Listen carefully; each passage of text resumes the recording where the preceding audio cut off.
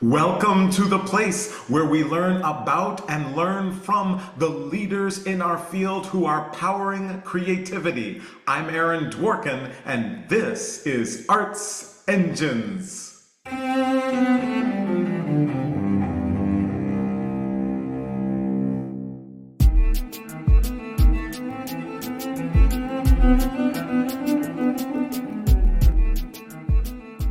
Thanks again for joining me here on Arts Engines. Today's guest is James Hall, who serves as the project director for the Chicago Musical Pathways Initiative. James, welcome to the show. Thank you so much for having me, Aaron.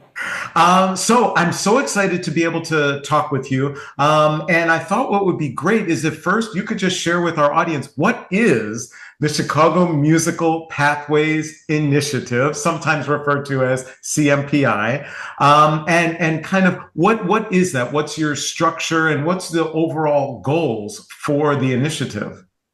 Absolutely.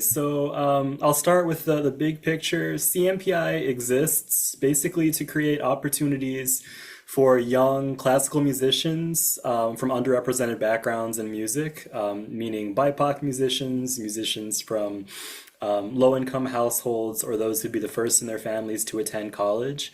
We focus on creating pathways for musicians from those backgrounds who are really serious about classical music and can see themselves doing it as a career. We try to do everything in our power to help prepare them to successfully get into top colleges, conservatories, universities to study classical music as music majors. We're going into year 7 of our work, and we have 71 alumni who go to schools such as the Curtis Institute, Rice University, San Francisco Conservatory of Music, Oberlin, Northwestern, so some of the top schools in the country. And really, what we try to do is have consistent results for everybody who wants to come in and follow the guidelines of the program. Really, what we're trying to do is, regardless of someone's playing level when they come into the program, we kind of put them on the fast track, the accelerator, so to speak, so that they'll be as prepared and competitive as possible when it comes time for them to audition for schools. And we want them not just to get in, but to get in with enough merit-based and need-based financial aid that it'll be affordable for their families and realistic for them to actually attend the school of their dreams. This is truly fantastic work. And so I'm curious, right? Because there's many, I think, in our audience who are thinking about this, who are thinking of these constituencies in their communities and thinking how best, right, to serve them. So I was kind of curious, kind of twofold. So first, kind of recruitment part, and building the awareness in the community of the services and access that you're able to provide, and then kind of what you found to be the most important key components of that. So, but first, kind of the recruitment. How do you go about identifying, informing the community that you're there, et cetera, that type of work?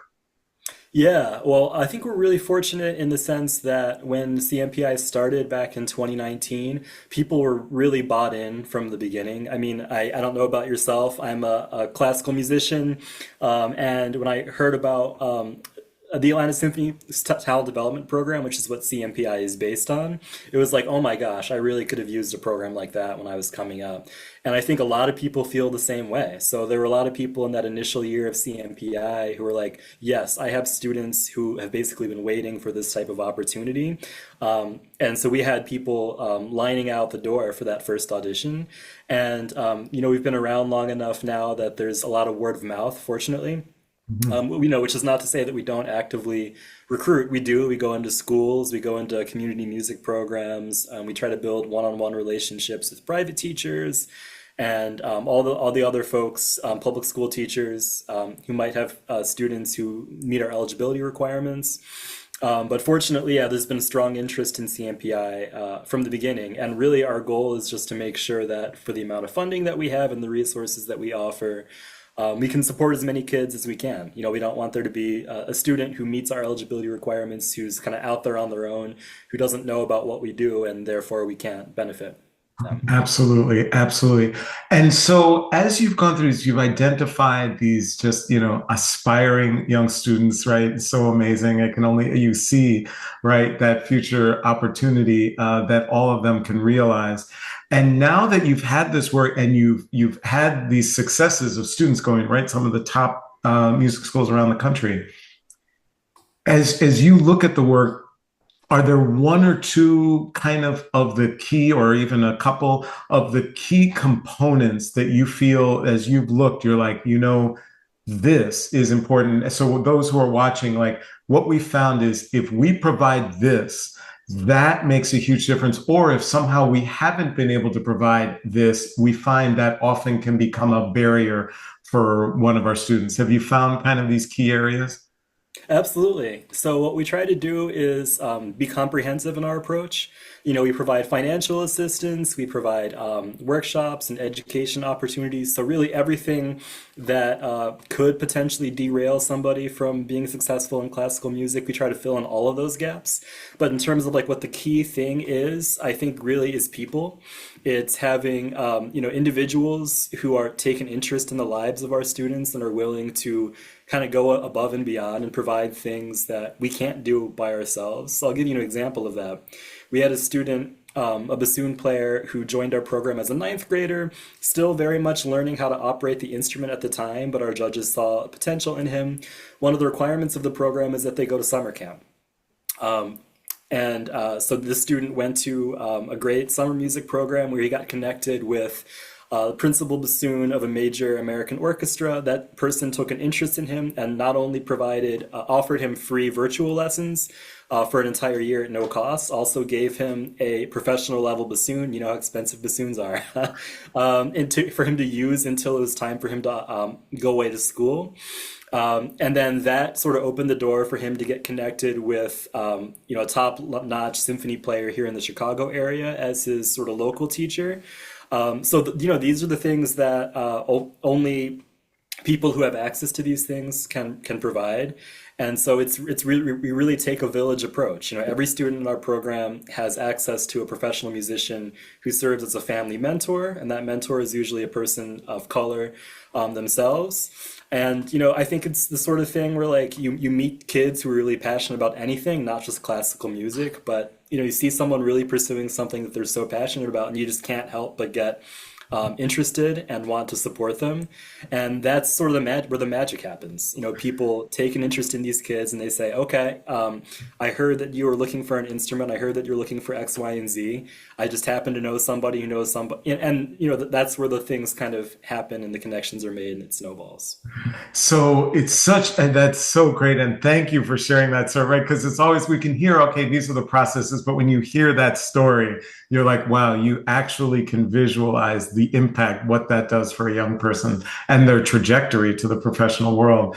So thinking just the village, and love how you refer to it, right? Is this kind of, you have to take a village approach.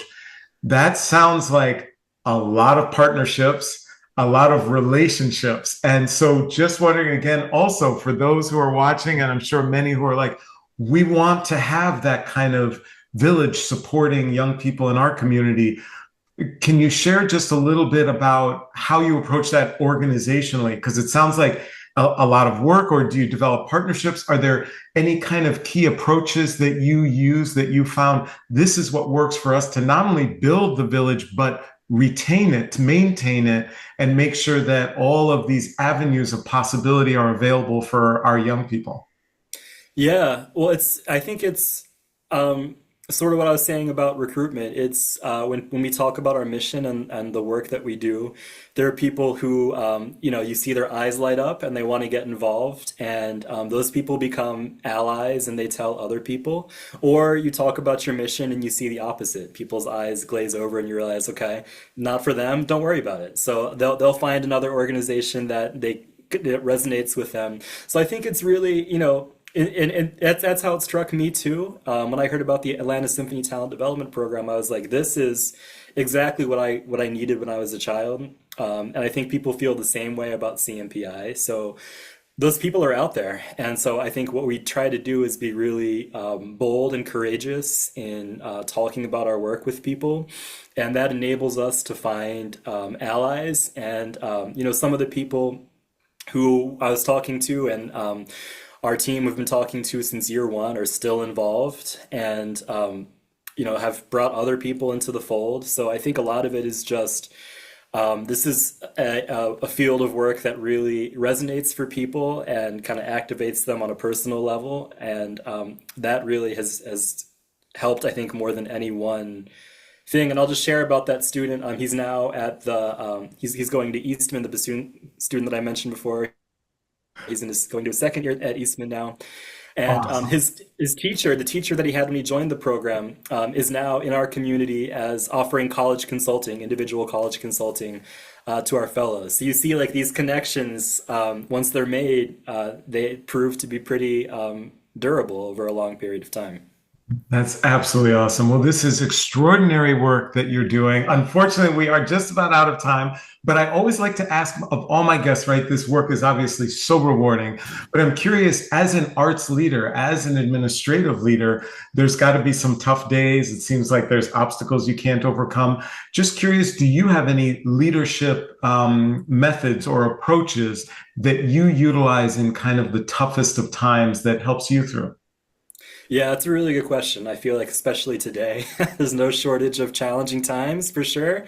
I think a couple of things. One, I try to maintain sort of a broad perspective. Like classical music is so important to me, equity is so important to me. But there are also other issues in our society and across the world that are like life and death for people. So I try to just maintain like a sense of perspective in terms of, okay, if I'm having a bad day at work, it's nothing compared to X, Y, or Z. I also just find a lot of inspiration in working with these young people who are just so like more switched on than I was at their age. And so, being able to kind of be a part of their journey and see the progress, and then when they finally go off to college and seeing just how prepared they are gives me a lot of fuel in the tank to keep going. But yeah, I think, aside from those things, it's being sort of forgiving of myself and taking time off when I need to, and making time for family and the important things that give us energy to persist throughout the year. James Hall, you truly are one of the arts engines who is powering human creativity in our world. Thank you so much for everything you do, and thank you for being on the show. Thank you so much for having me. It's been a pleasure.